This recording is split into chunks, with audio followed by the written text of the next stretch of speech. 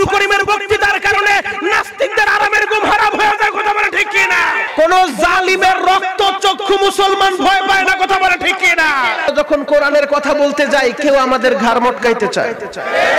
আমরা যখন কোরআনের কথা বলতে যাই জনগণের ট্যাক্সের টাকায় যাদের বেতন, জনগণের টাকায় যারা বেতন পায় প্রতি মাসে, আজকে তারা সেই জনগণের বিরুদ্ধে উলামায়ে কেরামের বিরুদ্ধে বক্তৃতা দেয়, কথা বলে ঠিক কি না? দুঃখে কলিজাটা ফেটে যায়, দুঃখে কলিজাটা ফেটে যায়। আরে আল্লাহ তো জ্বলন্ত প্রমাণ দিয়া দিলেন 2020 সালে করোনা নামক গজব দিয়া আল্লাহ প্রমাণ করে দিলেন এই দেশের ভিতরে উলামায়ে কেরাম হলো তোমাদের আপন, কথা বলে ঠিক কি না?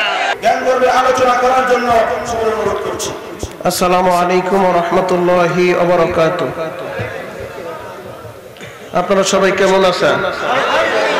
আপনারা সুস্থ না অসুস্থ? সুস্থ হলে সালাম দিয়েছিলাম খুব মোহব্বত করে, কিন্তু সালামের জবাবটা মুসলমানের মতো পাই নাই। ইমানি চেতনা, ইমানি স্পিরিট নিয়ে যে মুসলমান সালামের জবাবটা দিবে, আজকে আমরা সেই জায়গায় ঝিমায় গেছি। এবার যদি সালাম দেই, আমার তো জানা ছিল নেত্রকোনা অনেক ওলামায়ে কেরাম আছে, ওলামায়ে কেরামের আবাদকোনা ভূমি হলো নেত্রকোনা, কথা বলা ঠিক কিনা? অতএব এই বৃহত্তর নেত্রকোনার মানুষ এবার যদি সালাম দেই মুসলমানের মতো জবাব আসবে তো ইনশাআল্লাহ। আসসালামু আলাইকুম ওয়া রাহমাতুল্লাহি ওয়া বারাকাতুহু।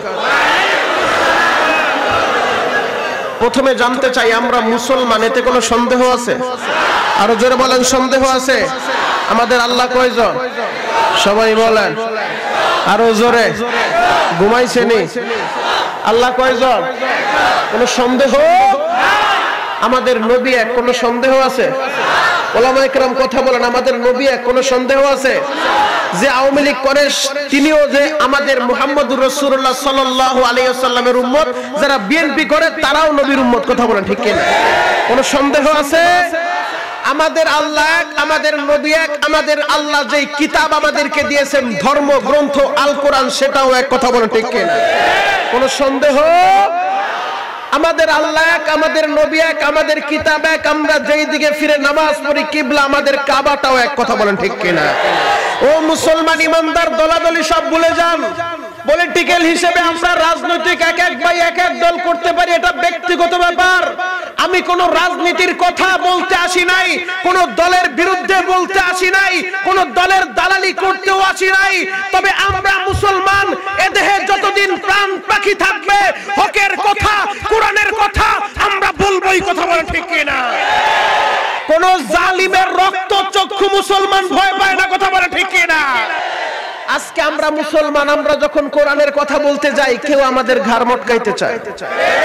আমরা যখন কোরআনের কথা বলতে যাই জনগণের ট্যাক্সের টাকায় যাদের বেতন, জনগণের টাকায় যারা বেতন পায় প্রতি মাসে, আজকে তারা সেই জনগণের বিরুদ্ধে উলামায়ে কেরামের বিরুদ্ধে বক্তৃতা দেয়, কথা বলেন ঠিক কি না?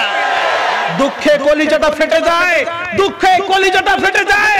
আরে আল্লাহ তো জ্বলন্ত প্রমাণ দিয়া দিলেন 2020 সালে করোনা নামক গজব দিয়া আল্লাহ প্রমাণ করে দিলেন এই দেশের ভিতরে উলামায়ে কেরাম হলো তোমাদের আপন, কথা বলে ঠিক কি না?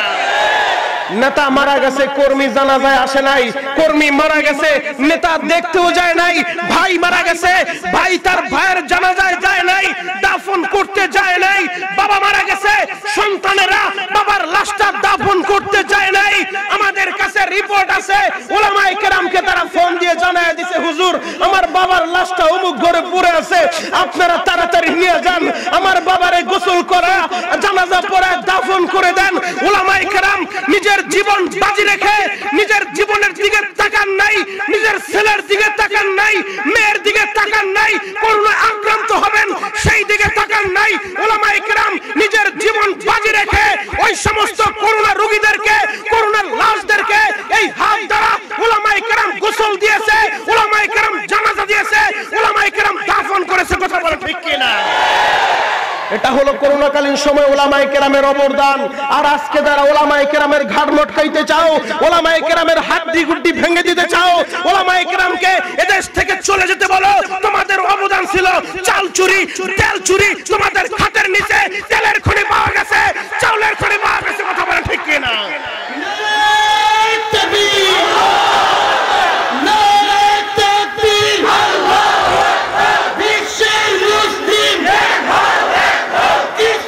শত্রুরা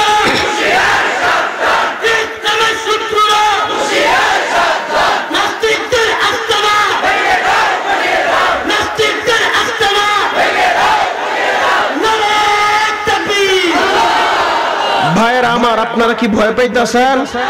আরো জোরে বলেন, ভয় পাইতেছেন? আরে বাঁচবো তো বাঘের মতো বাঁচবো, কথা বলে ঠিক কিনা? সিগালের মতো বাঁচার কোনো ইচ্ছা আমাদের নাই, কথা বলে ঠিক কিনা? আমরা মুসলমান, আমাদের ইতিহাস জানতে হবে। আমাদের ইতিহাস আছে, আমরা এদেশে ভেসে আসি নাই। আমরা হযরত ওমরের উত্তরসূরি, আমরা মুসলমান। আমরা আবু বকরের উত্তরসূরি, আমরা হযরত আলীর উত্তরসূরি, আমরা হানজালার উত্তরসূরি। যেই মুসলমান ইসলামের জন্য, কোরআনের জন্য, দেশ রক্ষার জন্য, মানবতার জন্য নিজের মায়ের কোল খালি করতে পারে, স্ত্রীকে বিধবা করতে পারে, সন্তানদেরকে এতিম করতে পারে, এরপরও নবীর ইজ্জতের রক্ষা করে ছাড়বে, কথা বলেন ঠিক কিনা? নাস্তিকেরা সাবধান হয়ে যাও, সাবধান হয়ে যাও, হুঁশিয়ার হয়ে যাও, কারণ ভয় পেয়ে লাভ নাই। আমাকে তুমি দলের বিরুদ্ধে কথা বললে তুমি আমাকে রাজাকার বলবা, আরে আমাকে রাজাকার বলে লাভ নাই। স্বাধীনতার বহুত পর আমার বাবার জন্ম হয়েছে, আল্লাহু আকবার বলেন। আরে আমার দেশের পরিচয়টা আগে দেই, আমরা এদেশে ভেসে আসি নাই। আমার দেশ বৃহত্তম ফরিদপুর, যেই ফরিদপুরের ভিতরে বৃহত্তম গোপালগঞ্জের ভিতরে দুইটা সিংহ পুরুষ জন্ম নিয়েছেন। একজন হলে মুজাহিদে আজম আল্লামা শামসুল হক ফরিদপুরি, যেই শামসুল হক ফরিদপুরি কোরআনের কথা বলতে গিয়ে পার্লামেন্টে ক্ষমতায় থাকা অবস্থায় আইয়ুব খান যখন ইসলামের বিরুদ্ধে অবস্থান নিয়েছিল, কোরআনের বিরুদ্ধে আইন পাশ করতে চেয়েছিল, সেদিন আমার দেশের সন্তান আল্লামা শামসুল ফরিদপুরি আইয়ুব খানের সামনে হক কথা যখন বলতেছিলেন, আইয়ুব খান চোখ রাঙানি দিয়ে বলেছিল, তুমি আমাকে চিনো মোল্লা, পাঠান কা বাচ্চা পাঠান হয়, আরে আমি তো পাঠানের বাচ্চা পাঠান, কার সামনে কি বলো মোল্লা? সেদিন আমার দেশের সন্তান মুজাহিদে আজম আল্লামা শামসুল হক ফরিদপুরি বুক ফুলিয়ে বলেছিলেন, আপনি পাঠানের বাচ্চা পাঠান হতে পারেন, কিন্তু আমি শামসুল হক, সিনার ভিতরে আল্লাহর কোরআন আছে, আল্লাহর নবীর হাদিস আছে, আমি শামসুল হক মুসলমানের বাচ্চা, মুসলমান। আর একটা সিংহ পুরুষ জন্ম নিয়েছে, যিনি হলেন বঙ্গবন্ধু শেখ মুজিবুর রহমান। আজকে বঙ্গবন্ধু শেখ মুজিবুর রহমান দুনিয়া থেকে চলে গেছে 1971 সালে। একথা আমাকে বলতে হবে, আপনি কোন দল করেন এটা আমার দেখার দরকার নাই, তবে সত্য কথা আমাদেরকে বলতে হবে। ওলামায়ে কেরাম সত্য বলতে কখনো কৃপণতা করে না, কথা বলে ঠিক কিনা? 1971 সালে যখন এদের স্বাধীন করেছিলেন, বঙ্গবন্ধু শেখ মুজিবুর রহমান একটি ভাষণ দিয়েছিলেন, যেই ভাষণে এদেশের মানুষেরা দেশ রক্ষার জন্য যার কাছে যা ছিল তাই নিয়ে প্রস্তুত ছিল। বঙ্গবন্ধু যখন বলেছিলেন, রক্ত যখন দিয়েছি রক্ত আরো দেব, এরপরও বাংলার মানুষকে মুক্ত করে ছাড়বো ইনশাআল্লাহ, কথা বলে ঠিক কিনা? বঙ্গবন্ধু ভাষণের ভিতরে ইনশাআল্লাহ দিয়া বুঝায় দিয়েছেন দেশটা মুসলমানের। আজকে যারা মুসলমানের বিরুদ্ধে কথা বলো, আজকে যারা আলেমদেরকে এদেশ থেকে চলে যেতে বলো, আরে বঙ্গবন্ধু এদেশে যখন ভাষণ দিয়েছিলেন, ইনশাআল্লাহ দিয়া যখন বক্তব্য দিয়েছিলেন, এদেশের মানুষের কাছে যার যা কিছু ছিল তাই নিয়ে প্রস্তুত হয়ে এ জমিন থেকে, বাংলার জমিন থেকে খান পাঠানদেরকে কুত্তার মতো পিটিয়ে দাঁড়িয়েছিল, কথা বলে ঠিক কিনা? আজকে বঙ্গবন্ধু নাই, বঙ্গবন্ধুর বিরুদ্ধে তোমরা মিথ্যা প্রচার চালাইবা না। বঙ্গবন্ধুকে ওলামায়ে কেরাম ভালোবাসে, কথা বলেন ঠিক কিনা? আমরা বঙ্গবন্ধুকে ভালোবাসি, বঙ্গবন্ধুর জন্য দোয়া করি। তবে আরেকটা পয়গাম আপনাদেরকে শপথ গ্রহণ করতে হবে। দেশের যেই পরিস্থিতি আমরা দেখতেছি, বড় দুঃখ লাগে। আজকে দেখা যায় কিছু বুদ্ধিজীবী 71 টিভির ভিতরে বসে শুধু তাদের চুলকানি হলো ইসলাম আর মুসলমান নিয়ে, কথা বলেন ঠিক কিনা? বরং আমরা মুসলমান হিন্দুদের বিরুদ্ধে বলি না, বৌদ্ধের বিরুদ্ধে বলি না, খ্রিস্টানের বিরুদ্ধে বলি না, কিন্তু আজকে বুদ্ধিজীবী নামক কিছু কুলাঙ্গারেরা টকশোর ভিতরে বসেই আমার নবীকে নিয়ে ব্যঙ্গ করে, ইসলামের বিরুদ্ধে কথা বলে, কোরআনের বিরুদ্ধে কথা বলে। ও মুসলমান ইমানদার, আমাদেরকে অঙ্গীকার করতে হবে, যদি কখনো এমন পরিস্থিতি এসে যায় ইসলাম রক্ষার জন্য আমাদের রক্ত দেওয়ার দরকার হয়, আমাদের জীবন দেওয়ার দরকার হয়, ইসলাম রক্ষার জন্য রক্ত দেব, জীবন দেব, শাহাদাত বরণ করব। কারা কারা রাজি আছেন?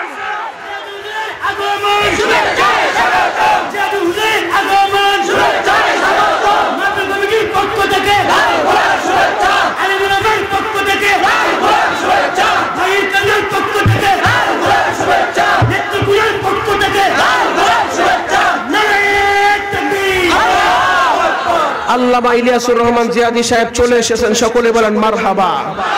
আরো জোরে বলেন মারহাবা। আল্লামা ইলিয়াসুর রহমান জিহাদি এসেছেন, আপনারা তাকে হয়তো ফেস টু ফেস অনেকেই দেখতে পারেন নাই। আজকে নেত্রকোনার মানুষ আপনারা আপনাদের এলাকায় প্রথম হযরত আসলো, কিন্তু মুসলমান সব সময় যার বয়ানটা আপনারা শুনেন, আপনারা দেখেছেন যখন তিনি হকের পক্ষে গর্জন দেন, জীবন বাঁচবে না মরবে সেদিকে তিনি তাকান না, কোরআনের পক্ষে বাঘের মতো গর্জন দেন। কথা বলেন ঠিক কিনা?